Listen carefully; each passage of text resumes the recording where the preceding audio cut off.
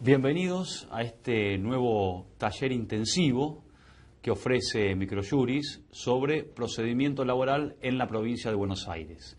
Un poco recordando lo que anticipábamos en el mensaje de bienvenida, me gustaría tomarme 2 minutos para convencerlos a ustedes el por qué es necesario muchas veces conocer la práctica profesional sobre estos cursos de procedimiento. Me explico. Cualquiera de ustedes, colegas, estudiantes de Derecho o procuradores, pueden libremente ir a cualquier librería y adquirir algún manual de procedimientos, algún código de procedimientos. Sin embargo, ustedes bien saben que la provincia de Buenos Aires tiene un procedimiento específico y absolutamente distinto que el procedimiento en Nación. Nosotros observamos en la práctica que muchos abogados, confiados de que estamos frente al mismo fuero, que es el laboral, litigan en la provincia de Buenos Aires en base a los conocimientos que tienen del procedimiento en Nación. Y ahí es donde día a día se complica la cuestión procesal, en el mejor de los casos, con algún previo o con alguna cuestión para remendar, y en el peor de los casos muchas veces perdiendo la posibilidad de presentar o contestar una demanda, perdiendo prueba, o muchas veces no sabiendo cómo impugnar determinados actos procesales. Entonces, he aquí la importancia de este seminario. Lo que nos vamos a dedicar brevemente pero intensivamente es hacer hincapié en las cuestiones prácticas del día a día que, sin perjuicio del criterio que pueda llegar a tener cada tribunal en la provincia de Buenos Aires en lo que hace a las normas procesales, hay un común denominador, un patrón común a todo el procedimiento, como pueden ser formularios de presentación, exigencias en las cartas poderes, determinados plazos procesales que es necesario conocer y que muchas veces los libros de texto no nos ofrecen porque se limitan a la letra de la norma. Vamos a trabajar en paralelo con material que ustedes van a poder ver también en su pantalla, donde vamos a observar, digamos, paso a paso, lo que son las actas poderes, la demanda y las contestaciones. Por supuesto que todo este material, además, va a estar, digamos, respaldado por todo un sustento jurisprudencial y doctrinario que les va a poder ser de mucha ayuda. Lo primero y principal que ustedes tienen que saber, y si es que ya lo saben, recordar que el inicio de un expediente en la provincia de Buenos Aires es absolutamente distinto al procedimiento en Nación. Ustedes saben que en Nación primero tienen que, luego del intercambio postal, que entiendo que la editorial Microjuris también ofrece un curso intensivo sobre intercambio telegráfico, que los invito por supuesto a adquirirlo, ustedes necesariamente tienen que pasar por un procedimiento administrativo previo. Es decir, ustedes son un trabajador que trabaja para una empresa en relación de dependencia, de alguna u otra manera esa relación laboral se extingue, van a ver al abogado. El abogado lo primero que hace es el famoso cruce telegráfico, para que la empresa lo registre, le pague salarios, le ponga un RT, le pague los aportes, digamos, cualquiera de las obligaciones que tiene el empleador, y si el empleador no lo cumple, ustedes se consideran despedidos, se colocan en situación de despido indirecto. Muchas veces el trabajador dice, bueno, terminó el intercambio telegráfico en el procedimiento en Nación y entonces rápidamente cree que va a poder acceder a su juicio. Esto no es del todo correcto en el ámbito de Nación. ¿Por qué?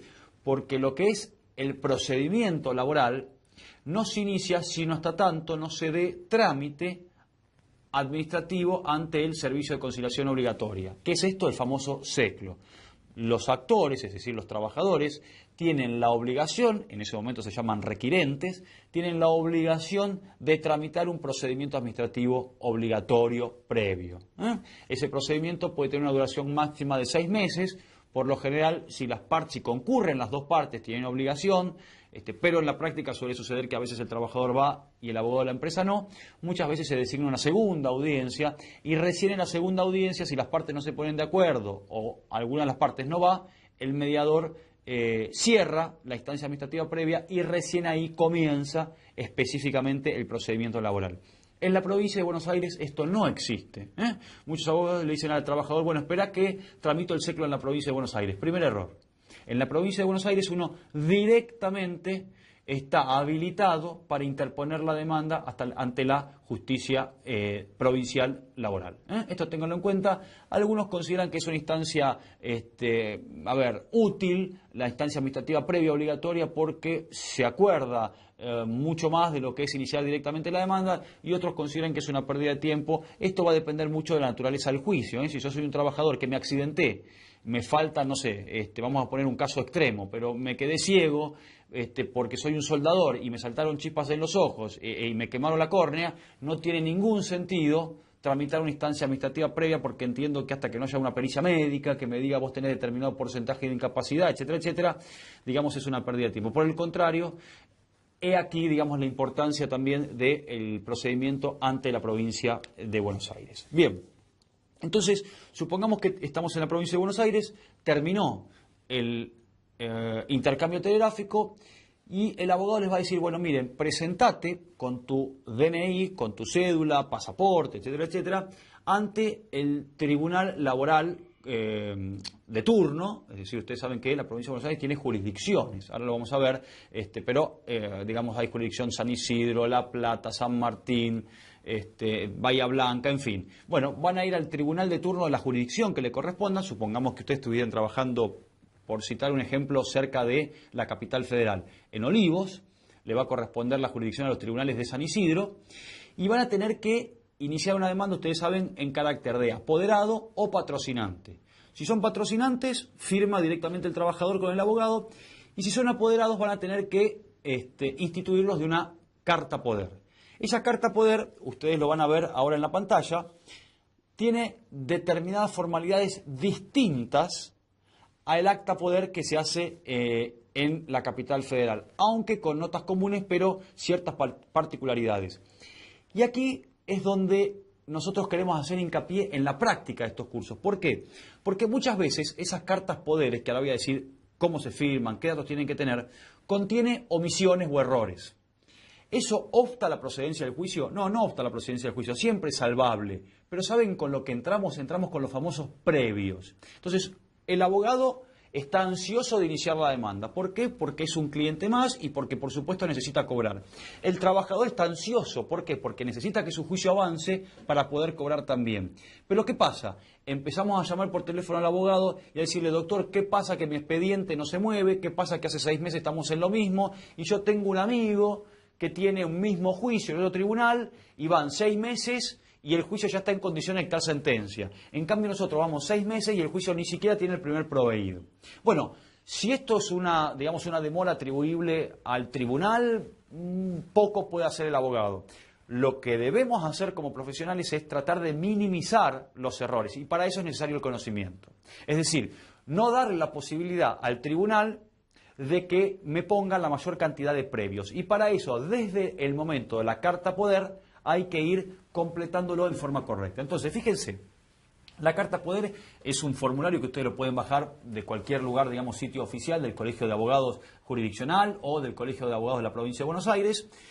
Necesariamente tiene que tener los datos del trabajador, DNI, por supuesto, fecha de nacimiento, profesión, domicilio, el domicilio actual, la nacionalidad y la edad. Muchas veces se olvidan de poner la edad.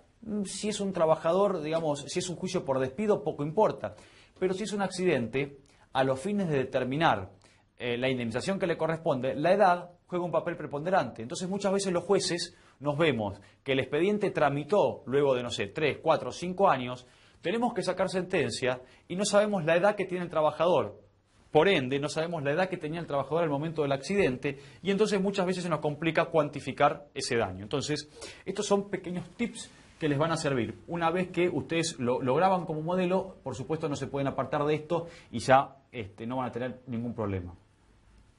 Tiene que tener el nombre también de los abogados a quien le confiere el poder. Acá muchas veces lo que se aconseja, aún cuando el estudio sea unipersonal, es decir, yo tengo mi propio estudio y los empleados que tengo no son abogados, se acostumbra a no poner solo el nombre mío. ¿Por qué?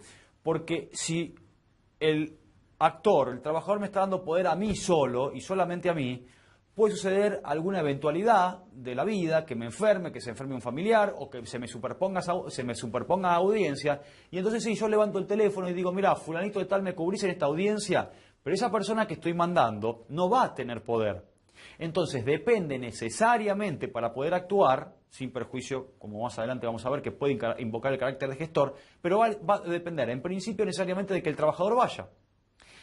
¿Por qué? Porque no estuvo en el poder. Entonces lo que se aconseja es decir, bueno, siempre en el poder poner 2 o 3 conocidos, abogados de confianza por supuesto, que aun cuando no integren mi estudio jurídico, el día de mañana tenga poder. Eso no quiere decir, porque muchos abogados se confunden, piensan que en poner el nombre de un colega en la carta poder implica que el día de mañana el tribunal le va a regular honorarios. Entonces ya le tocan el bolsillo al abogado y dicen, no, pero entonces tengo que compartir honorarios. No, son 2 cosas distintas.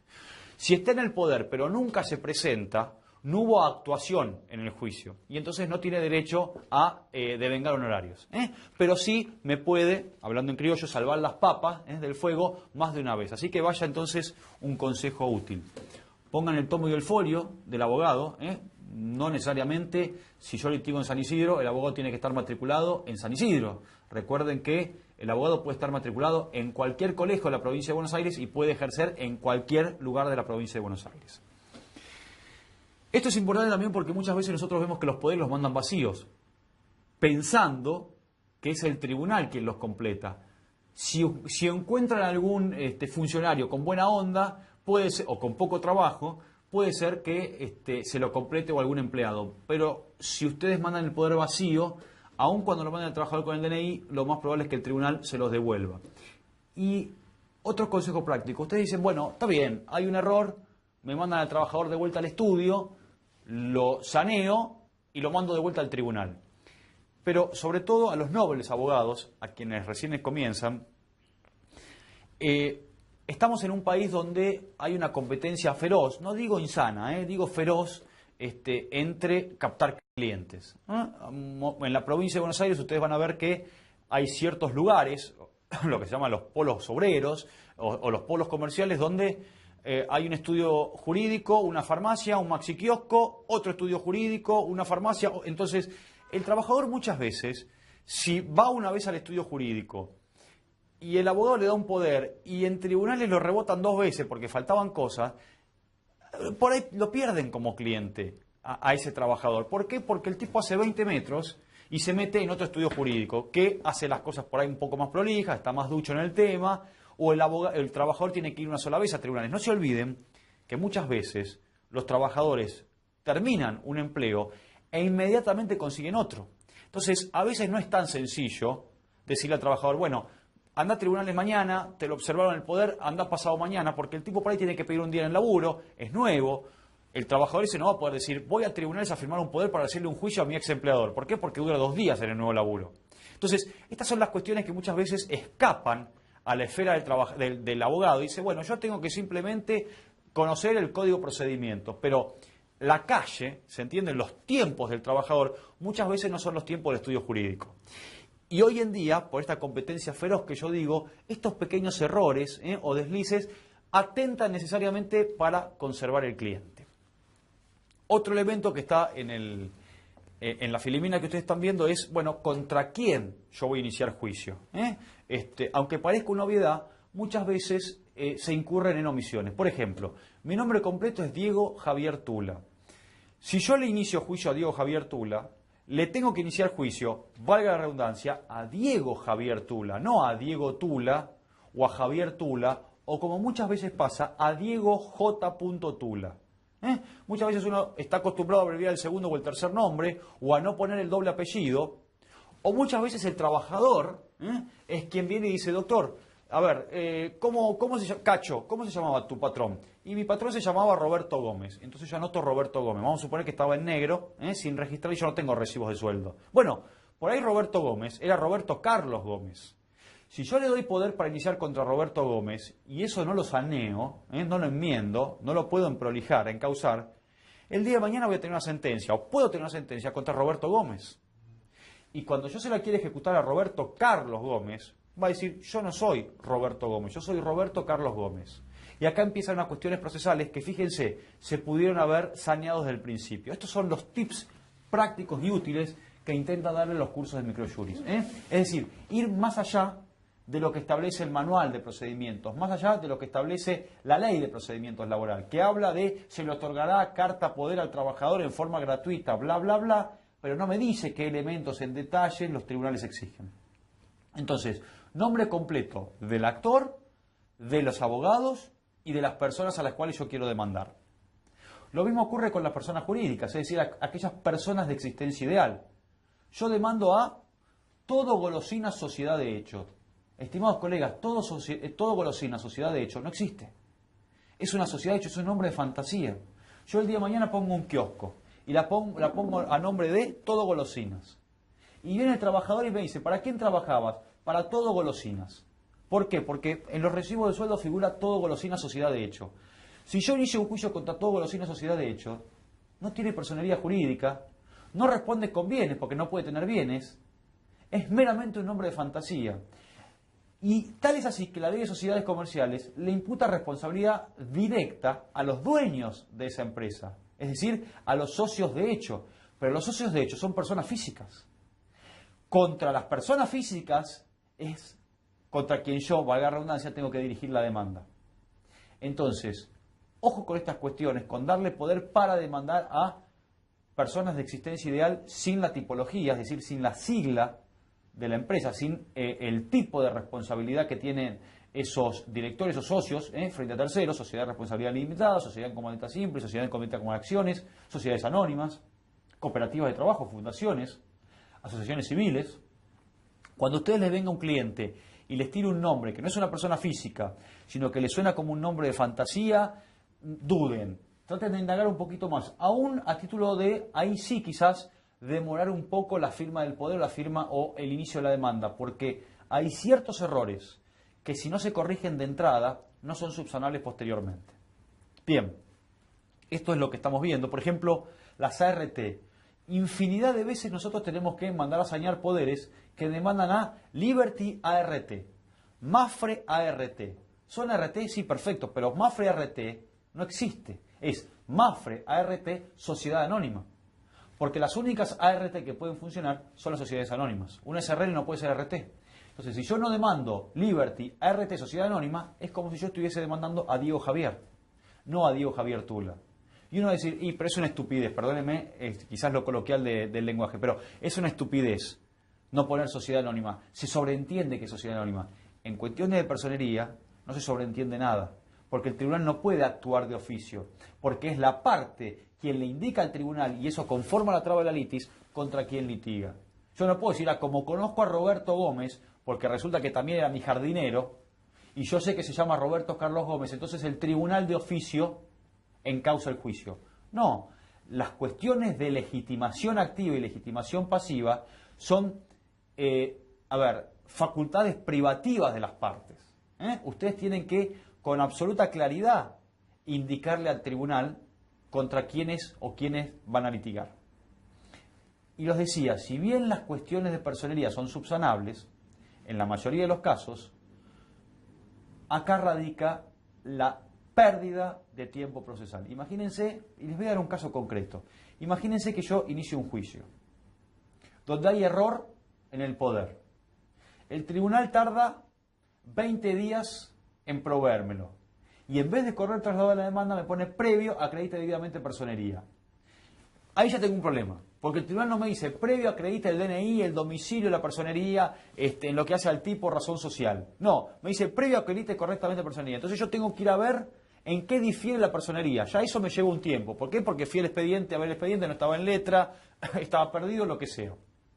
Una vez que entiendo lo que por ahí el proveedor del tribunal me quiere decir cuando no es tan claro, tengo que volver a convocar al actor para hacerle firmar un nuevo poder, para que vaya nuevamente a tribunales y presentar el escrito saneando, digamos, la omisión que me marcó el tribunal. Y el tribunal recién ahí se puede tomar otros 20 o 30 días para proveerlo. Entonces, si yo inicio dos juicios al mismo tiempo de dos compañeros de trabajo y me caen, por supuesto, en distintos tribunales, voy a tener el escenario que les decía al comienzo de la charla.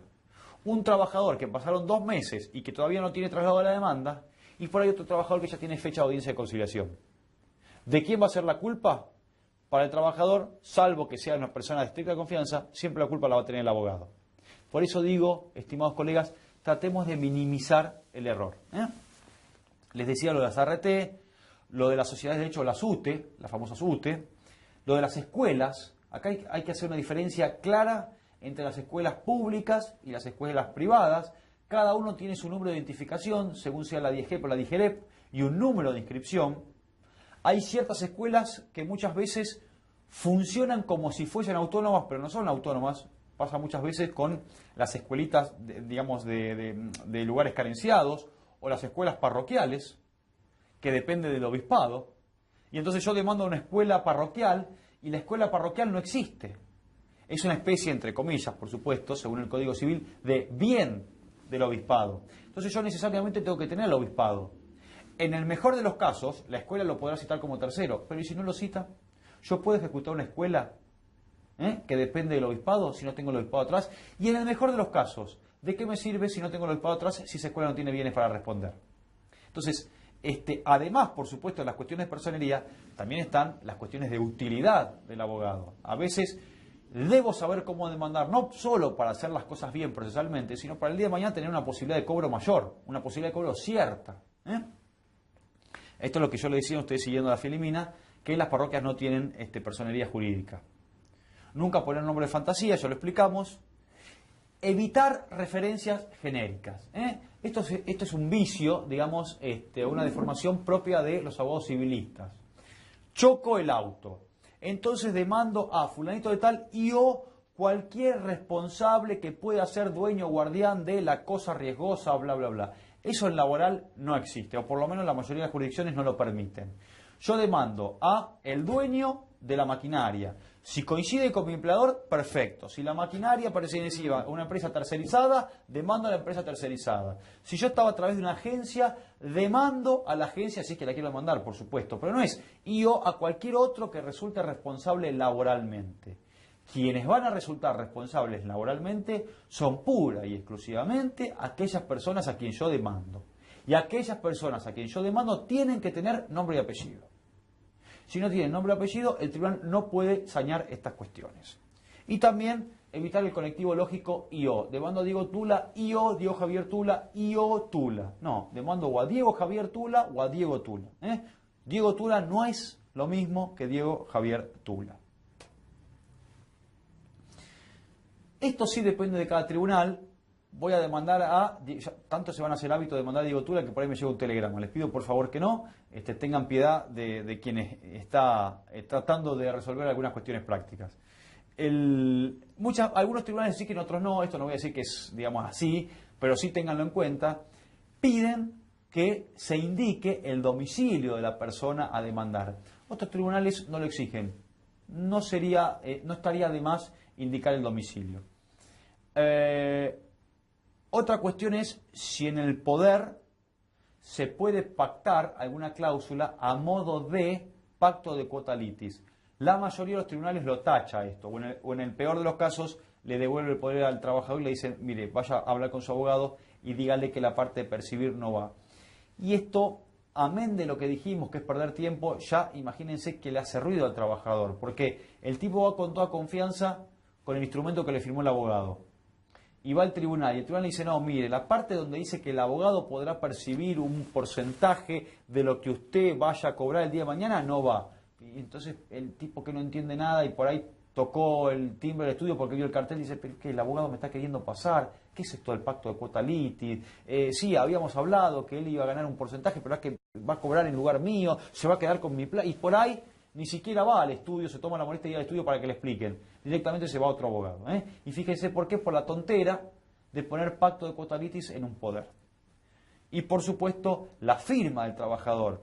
La firma del trabajador frente al funcionario. Hay muchos abogados que mandan al trabajador con el poder ya firmado. Eso no sirve. ¿Por qué? Porque el funcionario no puede dar fe, no puede autenticar que la firma que figura inserta en el poder pertenezca al trabajador. Entonces mandan el poder completo, pero vacío, en cuanto a la firma. Ese espacio, recuerden de dejarlo vacío. Continuando, tenemos el poder lo firma solo el trabajador, va a estar la rúbrica del funcionario, el sello medalla del tribunal. A veces cuando los tribunales están de turno y sobre todo en aquellas jurisdicciones que tienen mucha litigiosidad, se olvidan los chicos de poner el sello medalla. Yo hago el gesto porque he puesto muchos años el sello medalla. Entonces, estas observaciones tiene que prestar atención el abogado, porque aunque sea, digamos, un error, una omisión del tribunal, mucho, digamos, supongamos que yo mando al trabajador a firmar un poder en San Isidro y después inicio el juicio San Martín. ¿Sirve el poder firmado en San Isidro? Sí, sirve. Cualquier poder firmado en la provincia de Buenos Aires sirve. Pero si no tiene el sello medalla, me van a observar ese poder diciendo previo coloque el sello medalla. Y yo tengo que mandar de vuelta al trabajador a San Isidro, que por ahí se mudó y entonces es un despelote. Supongamos que, supongamos que tenemos el poder firmado, tenemos que pasar necesariamente a lo que es la demanda. A diferencia de capital, en provincia el tamaño de la hoja es A4, no oficio. Primer error, mandan en oficio, como las carátulas de los expedientes vienen en A4, si usted lo pone en oficio, la hoja sobresale, qué sé yo, 20 centímetros. Si el expediente tiene 3 cuerpos y dura 2 o 3 años el expediente, eso que sobresale se va a romper.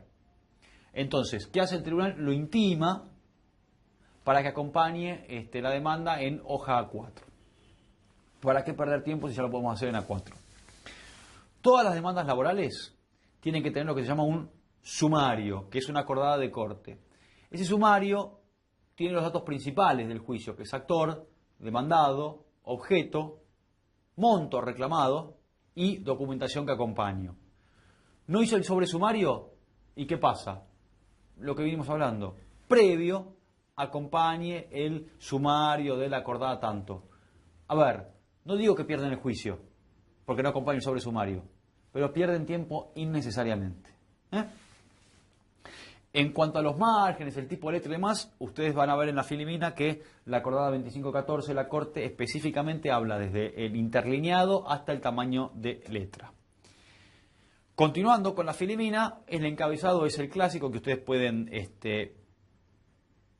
digamos, consignar en cualquier escrito judicial en provincia o en nación.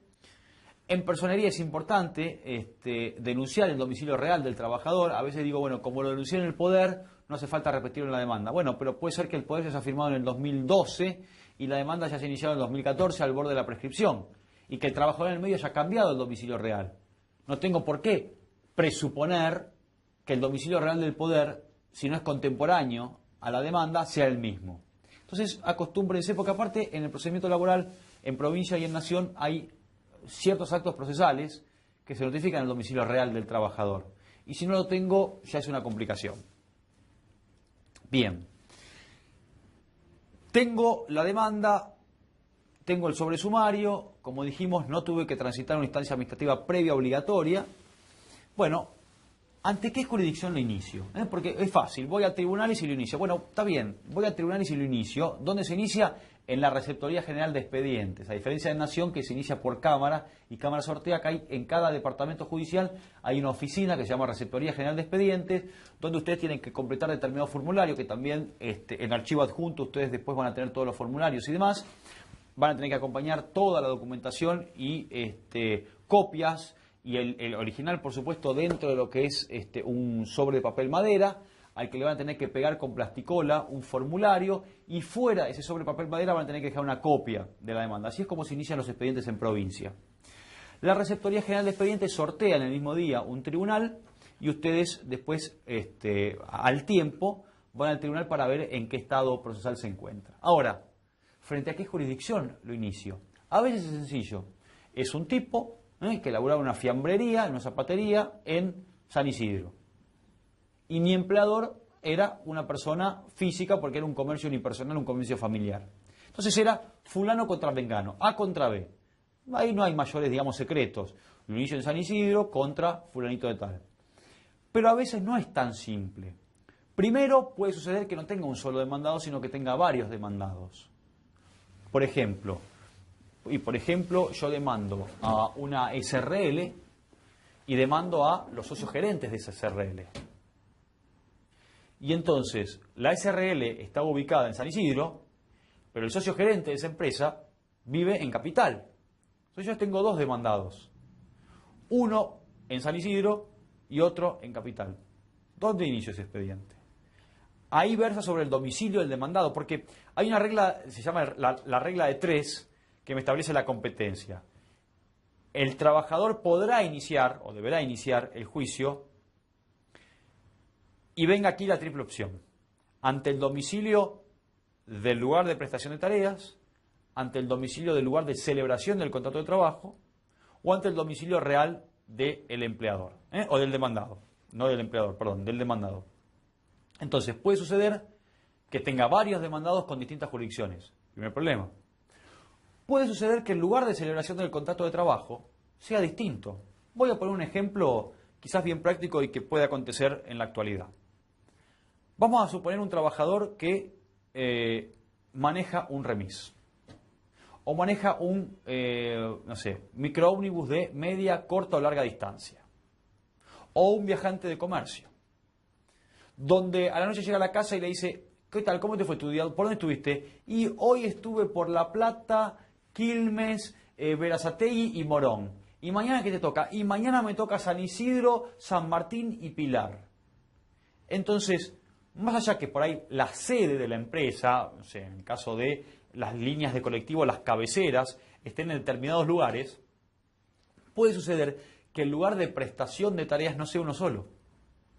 Entonces, claro, la ley habla del lugar de prestación de tareas, pero ¿qué pasa cuando hay multiplicidad de lugar de prestación de tareas, multiplicidad de domicilios de demandados? No hablo de multiplicidad de lugares de celebración de contrato porque esto es muy raro. Generalmente, salvo casos de trabajadores excepcionales, que estamos hablando de jerárquicos, generalmente el lugar de prestación de tareas coincide con el lugar de celebración.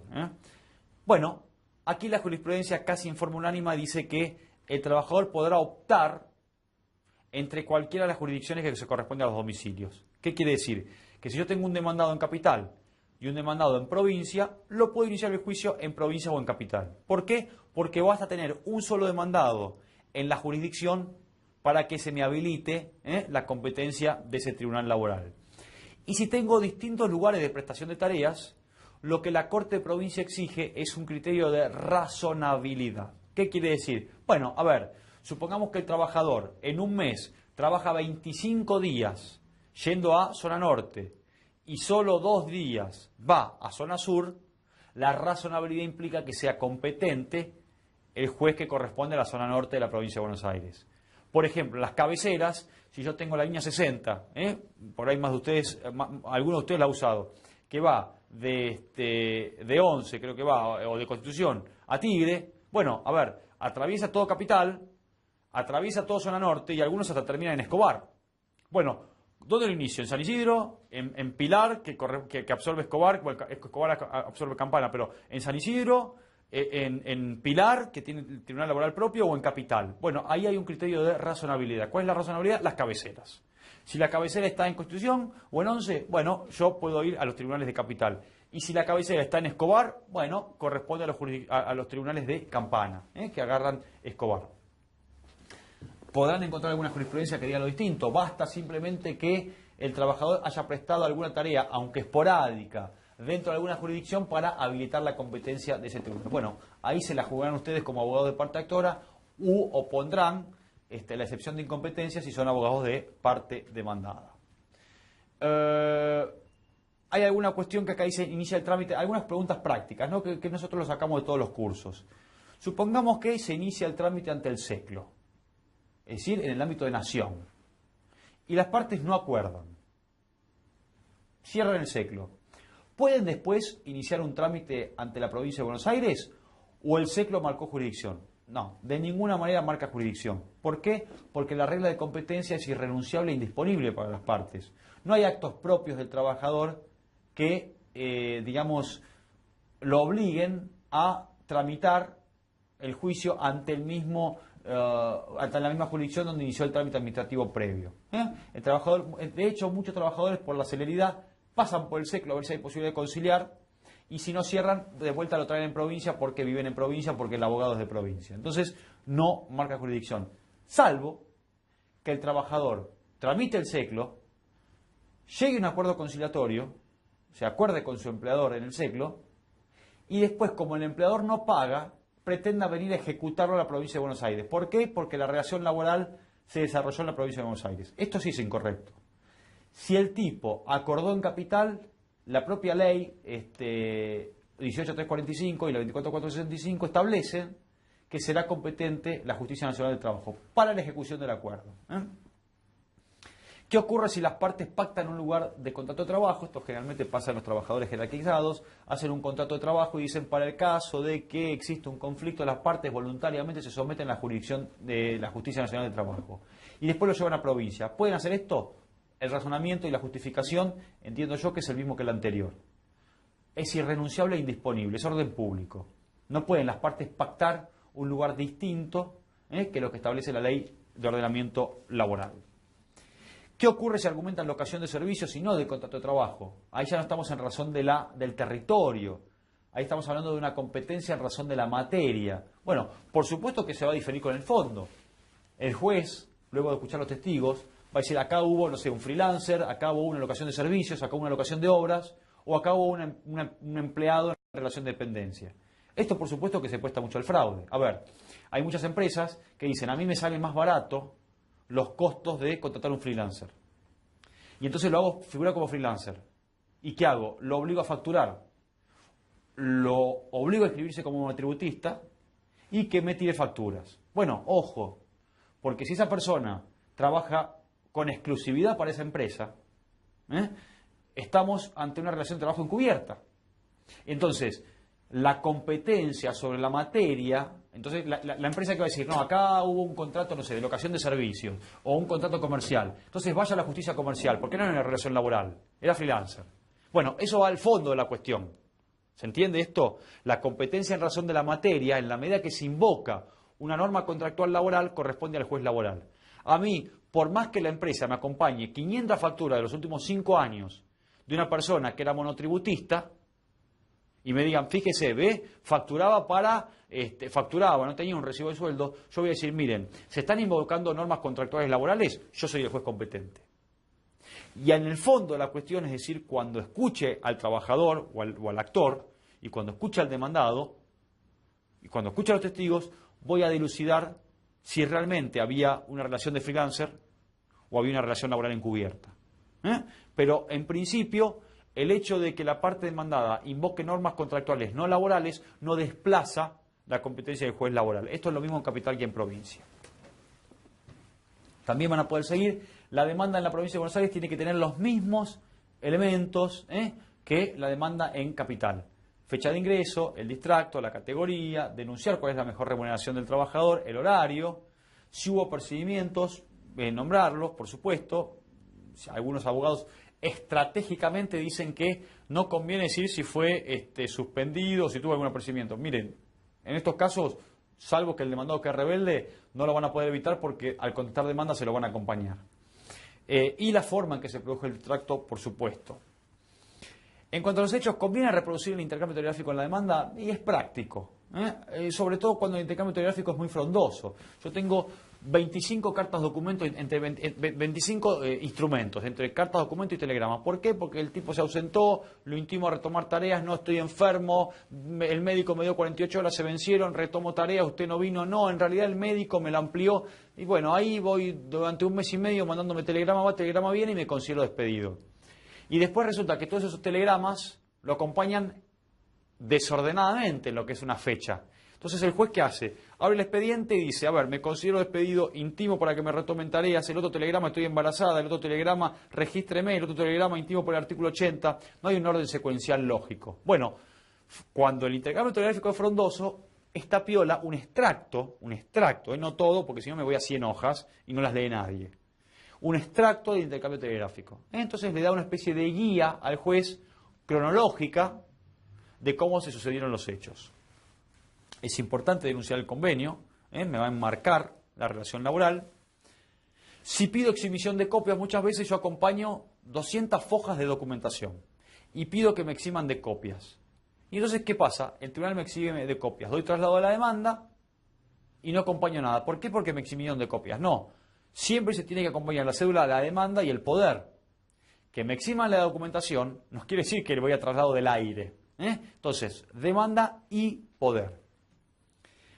¿Qué pasa si entre el despido y el inicio de la acción de la empresa cambio de nombre? Bueno, ahí se puede lo que se llama reconducir la acción o se puede encauzar el trámite. Si yo, no sé, demando, por ejemplo, a Carrefour y Carrefour dejó de ser Carrefour S.A. y pasó a ser a Inc. S.A., simplemente se denuncia el cambio de denominación social. En todo caso, el tribunal puede exigir un nuevo poder o no, porque es una fusión de empresas, donde no haría falta un nuevo poder y el juicio continúa. Después hay unos tips prácticos que yo me pregunto ahí en la filimina que ustedes están viendo y que va a estar acompañada por documentación. Por ejemplo, la demanda en Provincia de Buenos Aires al solo efecto de interrumpir la prescripción. Yo estoy al borde de los 2 años y resulta que es un accidente y le estoy pidiendo hace meses y meses y meses a mi cliente que me traiga certificados médicos, estudios médicos o algo que avalen un poco la enfermedad que tiene o el accidente, ¿no? La incapacidad. Y no tengo nada, se demora, el tipo no tiene obra social, depende de los hospitales públicos, no mandan estudios, los perdieron, lo que sea. Bueno, se me prescribe la acción. Inicio la demanda al solo efecto de interrumpir la prescripción y por lo general el tribunal o lo tiene presente o me da un plazo para presentar la demanda definitiva. Pero bueno, por lo menos logré interrumpir la prescripción. El artículo 26 de la ley 11653 me exige que yo deba relatar en forma detallada los rubros que reclamo. Muchas veces se dice, bueno, pido las 30.000 pesos de las extras. ¿Por qué? Y porque laburaba 14 horas por día y entonces excede la jornada legal diaria. Bueno, todos conocemos cuál es la jornada legal diaria. Puede ser de 8 horas diarias o hasta la 9ª en la medida que no se exceda del límite horario del sábado o el franco compensatorio. Pero eso no quiere decir que yo deje en manos del juez decir, bueno, trabajaba tantos horarios entonces, hacía tantas horas extras al 50% o tantas horas extras al 100%. Yo tengo que indicarle con precisión al juez el valor de la hora, el valor de la hora al 50%, el valor de la hora al 100% e indicar qué cantidad de horas trabajaba en exceso legal. Porque si no, muchas veces se estila rechazar esa pretensión porque no cumple con el requisito del 26. Y no hay nada más tonto que me rechace una pretensión por no cumplir un requisito formal. En todo caso lo perdí porque no correspondía, lo perdí porque no lo pude probar, lo perdí porque se lo pagaron, pero no por omitir el cumplimiento de un requisito formal. La liquidación tiene que tener todos los rubros que tratemos de incluir, esto ya ustedes lo saben.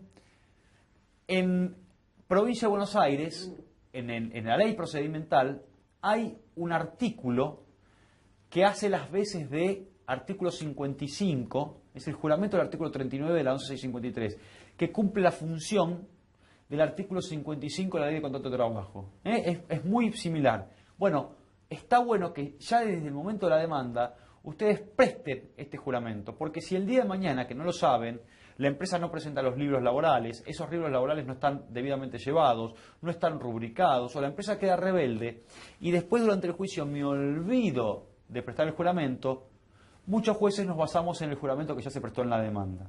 Ahora, ¿qué pasa? Los abogados que vienen de capital, como no tienen un juramento similar en la ley procedimental, no lo ponen. Y entonces, ojo, porque este juramento está piola, porque invierte la carga de la prueba. Cuando existe obligación de llevar libros laborales, que es en la mayoría de las veces que hay relación laboral, o en todas, libros laborales es lo mismo que hojas móviles y demás. Después vamos a volver sobre esto en prueba. Bueno, si no me lo exhibe el contador o tiene ciertas deficiencias, bienvenido entonces el juramento del artículo 39, cuyo texto ustedes lo pueden observar. La ampliación de demanda juega del mismo modo que en Capital Federal. Hasta nuestra trabada de litis puedo ampliar demanda y luego de trabada de litis solamente a través de los institutos del nuevo hecho o el hecho nuevo, que ya lo vamos a ver, puedo ampliar ciertos hechos y documentación. Esto también juega lo mismo que en Capital, que es el famoso incidente de ejecución parcial, solo que nosotros en provincia lo tenemos legislado en el artículo 50, que muchos abogados no lo usan y es útil, por lo menos para meter presión. A ver, yo estoy en blanco, me despiden sin causa y no me paga la indemnización. Bueno, hay un crédito reconocible, exigible, un crédito reconocido, líquido y exigible. Yo estoy en blanco, no discuto ni salario, ni fecha de ingreso, ni categoría, ni remuneración. Y la demandada que me reconoce que me despidió sin causa. Y yo acompaño un saldo bancario con un extracto de movimientos donde puedo demostrar que el tipo no me depositó la indemnización. Bueno, con la demanda lo ejecuto. No tengo que esperar sentencia. Ya hay un crédito líquido reconocido y exigible. Otra, intimo para que me paguen salarios. ¿Qué me contesta la demanda? No, estamos en crisis empresarial, el país se fue al demonio, voy a tener atrasos, aguántenme unos meses. El trabajador no tiene la obligación de esperar, se considera despedido. Bueno, ejecuten esos salarios. Si el propio empleador está reconociendo que se los debe. O cuando hay un despido por causas económicas. Cuando hay un despido por causas económicas, más allá de que es una causal que ya, digamos, la costumbre se encargó de derogarla en los hechos, la famosa costumbre de Setudo, contra Leggen, porque no existe el despido por causas económicas, básicamente, o no es imputable al trabajador. Bueno, ojo, el despido por causas económicas no dice que tengo derecho a despedir al trabajador y sacármelo de encima. Dice, tengo el derecho a despedirlo, tengo el derecho a sacármelo de encima, pero le tengo que pagar el 50% de la indemnización.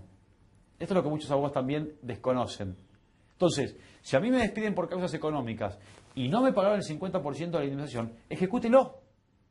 Si tiene un crédito reconocido, líquido y exigible. El título ejecutivo está previsto y el procedimiento en el artículo 50. Acá en el Power van a ver ciertas inconstitucionalidades que no difieren de las inconstitucionalidades que existen en la provincia de Buenos Aires. Esos básicamente los tips, muy generales por supuesto, que se plantean en torno a la demanda. Ahora hacemos un pequeño cortecito y ustedes van a poder ver en la segunda parte de esta filmación lo que es la contestación de demanda. Ya volvemos.